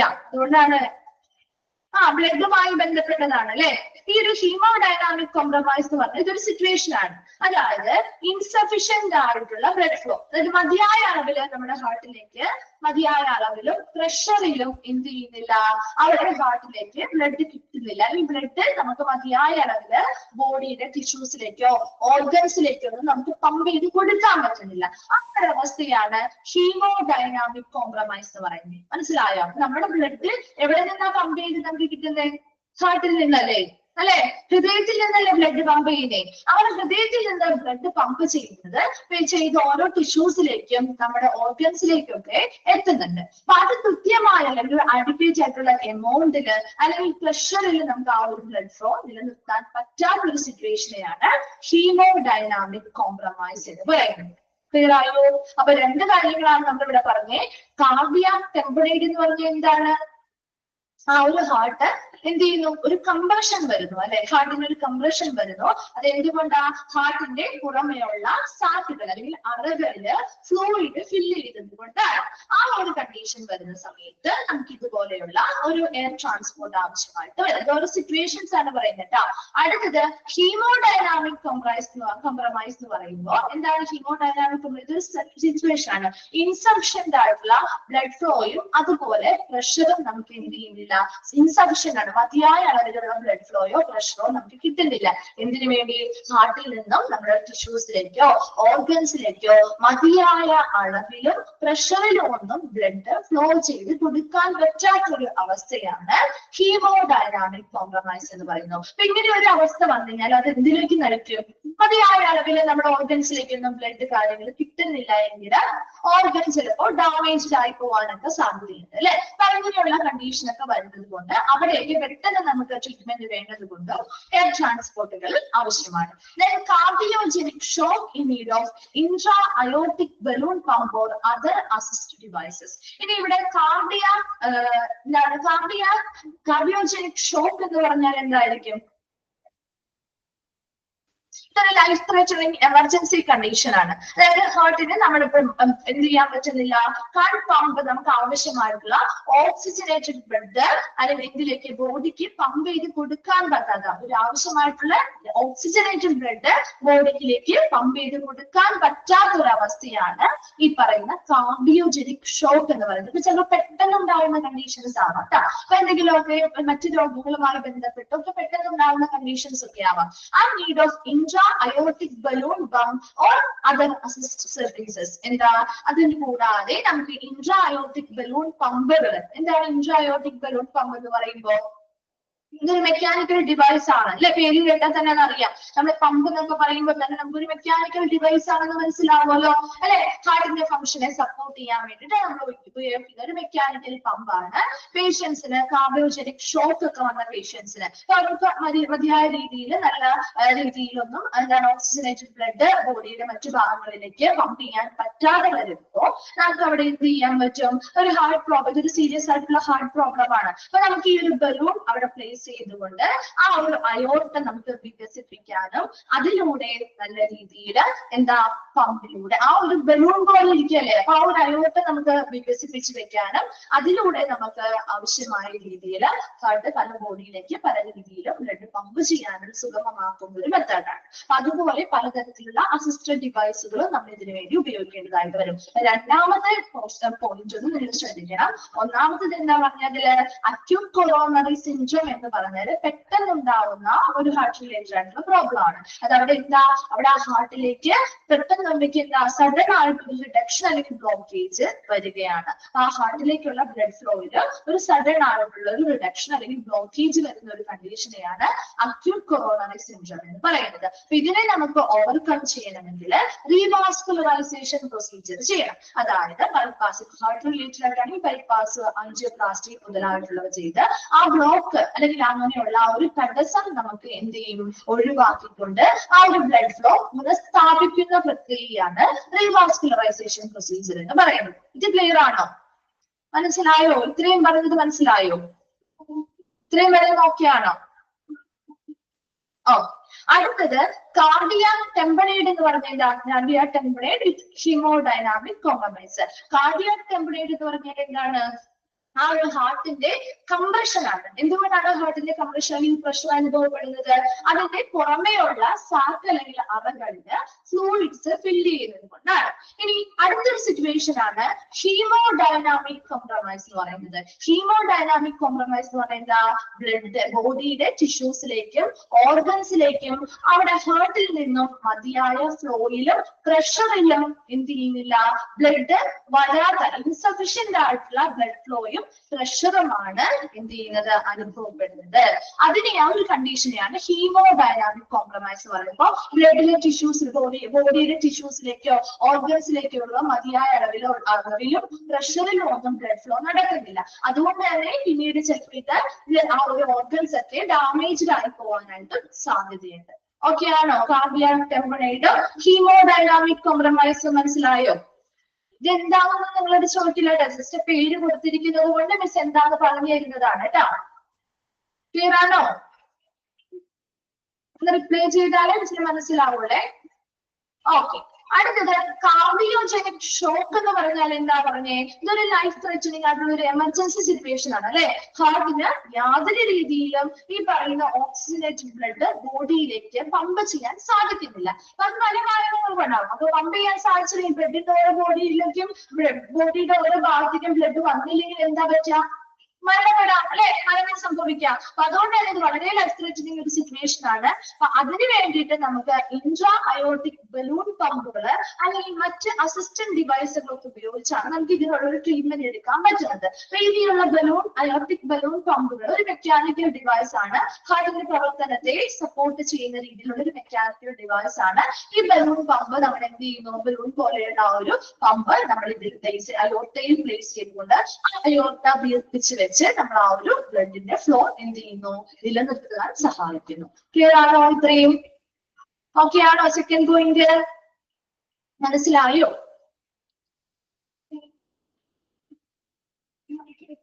ഓക്കെ. അടുത്തത് patients due to receive organ transplantation. Organ transplantation ഒക്കെ കഴിഞ്ഞ പേഷ്യൻസ് അല്ലെ, അവരുടെ കണ്ടീഷൻ എങ്ങനെയാണ്? അവർക്ക് എളുപ്പത്തിൽ പെട്ടെന്ന് രോഗപ്രതിരോധ ശക്തി കുറവാണ് അല്ലെ. അപ്പൊ പെട്ടെന്നൊക്കെ എന്തെങ്കിലും patients due to receive organ transplantations. Organ transplantation ഒക്കെ കഴിഞ്ഞ പേഷ്യൻസ്, അങ്ങനെയുള്ള പേഷ്യൻസിനൊക്കെ വളരെ എളുപ്പം ഇപ്പൊ എന്തെങ്കിലും ഒരു അസുഖം വന്നാൽ ഉടനെ അവർക്ക് ഹോസ്പിറ്റലിൽ പോകണം അല്ലെ. വീട്ടിലൊന്നും ട്രീറ്റ്മെന്റ് ഒന്നും ചെയ്യാൻ പാടില്ല. അത്രയും അധികം ശ്രദ്ധിച്ചായിരിക്കും അവരെ നമ്മൾ നോക്കുന്നത് അല്ലെ. ഒരു വർഷമെങ്കിലും നമ്മൾ വളരെയധികം ശ്രദ്ധിക്കേണ്ടതായിട്ടുണ്ട്. ഇൻഫെക്ഷൻസോ കാര്യങ്ങളോ ഒന്നും വരാതെ നമ്മൾ സൂക്ഷിക്കണം എന്ന് പറയാറില്ലേ. അപ്പൊ അതുപോലെ അങ്ങനെയുള്ള ഓർഗൻ ട്രാൻസ്പ്ലാന്റേഷൻ കഴിഞ്ഞിട്ടുള്ള പേഷ്യൻസിലേക്ക് ഏറ്റവും ഇമ്പോർട്ടന്റ് ആയിട്ട് ഒരു എയർ ട്രാൻസ്പോർട്ട്, വളരെ വേഗത്തിൽ അവരെ ആ ഒരു മെഡിക്കൽ കെയറിൽ എത്തിക്കാൻ വേണ്ടിയിട്ട് ഈ എയർ ട്രാൻസ്പോർട്ട് ആരോഗ്യമാണ്, പ്രയോജനകരമാണ്. Last, critically in high risk medical or surgical patients. High റിസ്കിലുള്ള, ഉയർന്ന റിസ്കിലുള്ള, ക്രിട്ടിക്കലി വളരെ ഗുരുതരമായിട്ടുള്ള അവസ്ഥയിലുള്ള, അസുഖത്തിലുള്ള അല്ലെങ്കിൽ മെഡിക്കൽ അല്ലെങ്കിൽ സർജിക്കൽ കാര്യങ്ങൾ കഴിഞ്ഞിട്ടുള്ള പേഷ്യൻസ്, ഇപ്പൊ വലിയ രീതിയിലുള്ള മെഡിക്കൽ അല്ലെങ്കിൽ സർജറി ഒക്കെ കഴിഞ്ഞ പേഷ്യൻസ്, ഉയർന്ന അപകട സാധ്യതയുള്ള അങ്ങനെയുള്ള പേഷ്യൻസിനൊക്കെ ഒരു എയർ ട്രാൻസ്പോർട്ട് സംവിധാനം വളരെ ബെനിഫിഷ്യൽ ആണെന്നാണ് പറയുന്നത്. 4 പോയിന്റ് ഉണ്ട്. 4 പോയിന്റ് വേഗം ഒന്ന് വായിച്ചു നോക്കാം കേട്ടോ.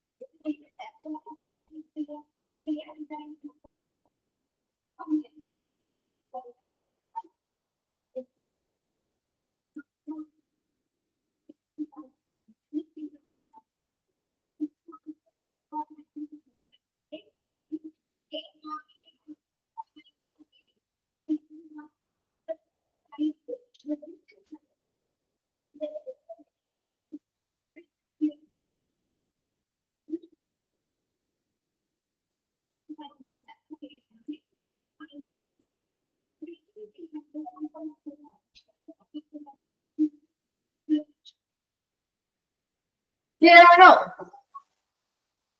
ഓക്കെ ആണോ? മൾട്ടി സിസ്റ്റം ഇഞ്ചുറി എന്ന് വെച്ച് കഴിഞ്ഞാല് ഇപ്പൊ 1, 2 ഇതാണ് ഇപ്പൊ ഹാർട്ടുമായി ബന്ധപ്പെട്ട് എന്തെങ്കിലും പരിക്കുകൾ ഉണ്ടാവാം. അതോടൊപ്പം ചിലപ്പോൾ വലിയ ആക്സിഡൻസ് ഒക്കെ വന്നു കഴിയുമ്പോൾ അവർക്ക് 1, 2, 3 ഓർഗൻസ് ഒക്കെ ഒരുമിച്ച് പരിക്കുകൾ പറ്റാറില്ലേ? അങ്ങനെ പറ്റാറില്ലേ? ഇപ്പൊ ഹാർട്ട് റിലേറ്റഡ് ആയിട്ട് എന്തെങ്കിലും പ്രോബ്ലംസ് വരാം, കിഡ്നിയുമായി ബന്ധപ്പെട്ട് പരിക്കുകൾ വരാം ഇല്ലേ? അപ്പൊ അങ്ങനെ 2-3 സിസ്റ്റംസ് തമ്മിൽ എന്താണ് 2-3 ഓർഗൻസ് അല്ലെങ്കിൽ ആ സിസ്റ്റംസിന് ഒരുമിച്ച് പരിക്കുകൾ പറ്റുന്ന കേസ്.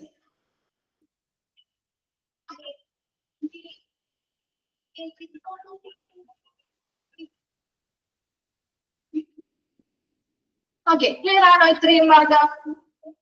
ഓക്കെ ആണോ? ഒരു ഡൗട്ട്സും ഇല്ലല്ലോ. നമുക്ക് ഈ ഭാഗമൊക്കെ ചോദിക്കാറുണ്ട് കേട്ടോ. എയർ ട്രാൻസ്പോർട്ട്, MICU ഒക്കെ ചോദിക്കാറുള്ള ഭാഗങ്ങളാണ്. അപ്പൊ ഇത് ജസ്റ്റ് നിങ്ങളൊന്ന് മനസ്സിലാക്കി വെച്ചാൽ മതി. ഇതിൽ ഇൻക്ലൂഡഡ് ആയത് ഏത്, ഇൻക്ലൂഡഡ് അല്ലാത്തത് ഏത് എന്ന രീതിയിലാണ് ചോദിക്കുക കേട്ടോ. അപ്പൊ അങ്ങനെയുള്ള ക്വസ്റ്റ്യൻസ് ആയിരിക്കും വരിക.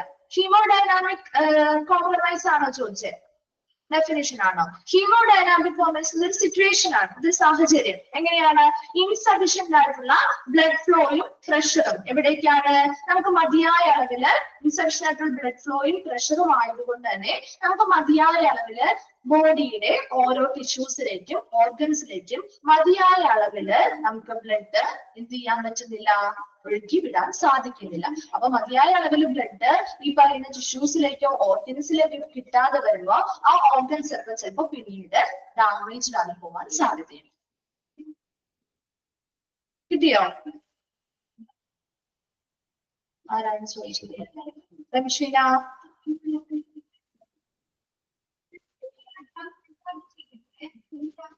ഓക്കെ, നമുക്ക് നെക്സ്റ്റ് ക്ലാസ്സിൽ ബാക്കി ഭാഗം എടുക്കാം കേട്ടോ.